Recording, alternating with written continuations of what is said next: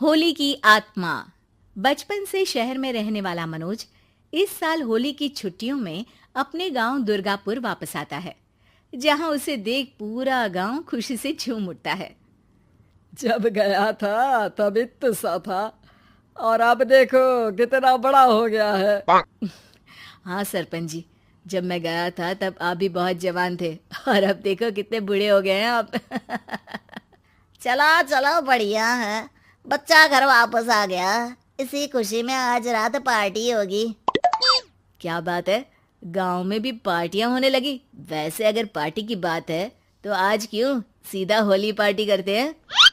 Holi party की बात सुन चहल पहल में अचानक सन्नाटा छा जाता है, जिसे देख मनोज को कुछ अजीब लगता है, लेकिन तभी सरपंच बात पलट देता है। अब बहुत देर हो गई, चलो सब अपने घर चलो, पार्टी के बारे में कल सोचेंगे।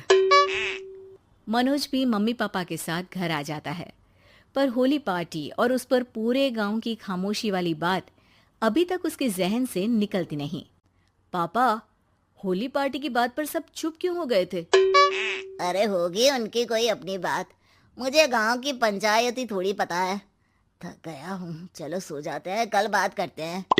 पापा की बात मानते हुए मनोज भी सोने चला जाता है। आज तो छुपा लिया, लेकिन हफ्ते बाद जब होली का दिन आएगा तब इसे कैसे रोकोगे? अगली सुबह सूरज के साथ ही मनोज भी गांव घूमने निकल जाता है, जिस पर रास्ते में उसे अपनी ही उम्र के कुछ लड़के भी मिलते हैं, जिनसे दोस्ती कर अब वो उनके साथ घूमने लगता है। इसी तरह कुछ दिन बीत जाते हैं और होली नजदीक आने लगती है। दोस्तों, होली में 4 दिन ही बचे हैं, पर गांव में उसकी कोई तैयारियां क्यों नहीं दिख रही? क्योंकि यहाँ होली नहीं मनाई जाती। अरे पर ऐसा क्यों? वो राजा भूषण।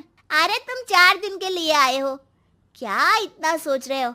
चलो कुछ खाने चलते हैं। इसी के साथ एक बार फिर होली की बात को टलते हुए देख मनोज को शक होने लगता है।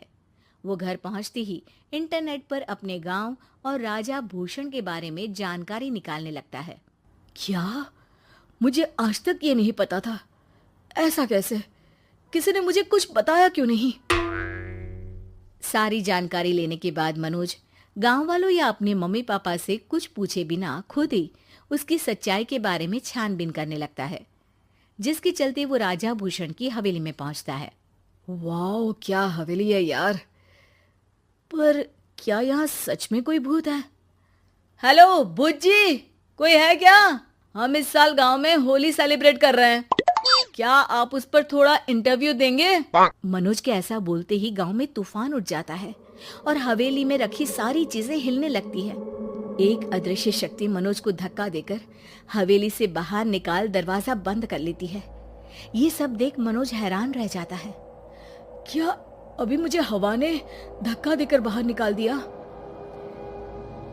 मेरे होते हुए इस गांव में कभी होली नहीं मन सकती, इसलिए दोबारा ऐसी कोशिश भी मत करना, अंजाम बुरा होगा।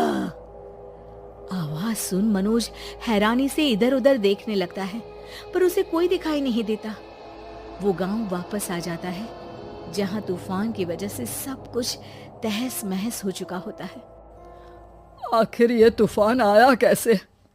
ना ऐसा कोई मौसम था और ना ही हमने होली का त्योहार मनाने की बात की थी। सरपंच की बात पर कोई रिएक्शन दिए बिना मनोज चुपचाप अपने घर चला जाता है।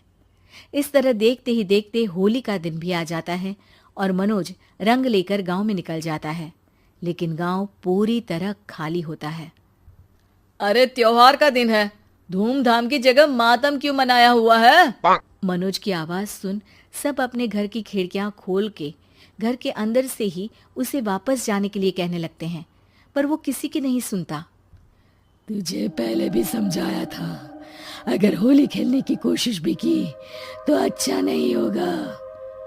अरे बात मान लो बेटा, तुम्हें सच नहीं पता। मुझे सब पता है। सालों पहले इस राजा ने एक अंधविश्वास फैलाया और आप लोग आज तक उसे मानते आ रहे हो। अरे बेटा, जब तुम पैदा भी नहीं हुए थे उससे भी बहुत पहले से इस गांव पर होली का श्राप है। अगर गांव में होली का त्योहार मनाया जाता है तो प्रलय आना पक्की बात होती है। राजा भूषण इस सब में नहीं मानते थे और त्योहार मनाने लगे, जिसके चलते होली वाले ही दिन पहले उनके बेटे की और फिर उनकी मृत्यु हो गई। तभी से गांव की रक्षा के लिए उनकी आत्मा उस हवेली में रह रही है। सबकी बातें सुन मनोज उलझन में पड़ जाता है। सोचना भी मत मनोज, अगर तुमने इस परंपरा को तोड़ने की कोशिश भी की तो उसका परिणाम इस गांव और गांव के लोगों के लिए अच्छा नहीं होगा।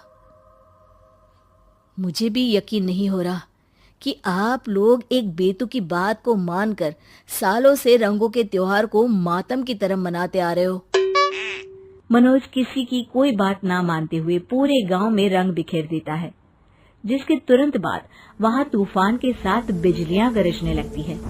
अचानक मौसम में ऐसा बदलाव देख जहां मनोज कंफ्यूजन में आ जाता है, वहीं गांव वाले डर से सहम जाते हैं।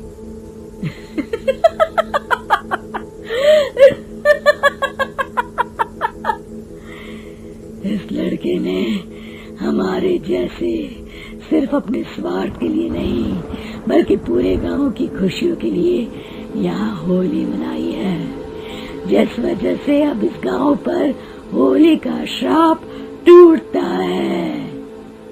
ऐसा बोलकर राजा का भूत वहां से गायब हो जाता है, जिसके बाद गांव के लोग धूमधाम से होली मनाते हैं।